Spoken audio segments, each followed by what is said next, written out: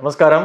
வாஸ்து tip. முக்கூடலில் இருக்கக்கூடிய தென் திருபுவனம், கிட்டத்தட்ட முக்கூடல்லேருந்து ஒரு கிலோமீட்டர் தூரத்தில் இருக்கக்கூடிய கோயிலில் ஐப்பசி விசு அந்த மாத பிறப்பில் இந்த கோயிலில் இருக்கக்கூடிய வரதராஜ பெருமாளுக்கு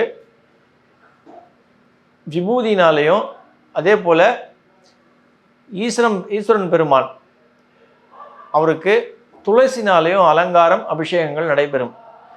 இந்த ஒரு விழாவன்று அவரை தரிசித்து நம்ம வழிபடும் போது நிச்சயமாக திருமணம் அப்படின்ற ஒரு விஷயம் எவ்வளவு தாமதமாக இருந்தாலும் சீக்கிரமாக கைகூடுவது நம்ம ஆண்டாண்டு காலமாக பார்க்கக்கூடிய ஒரு விஷயம்.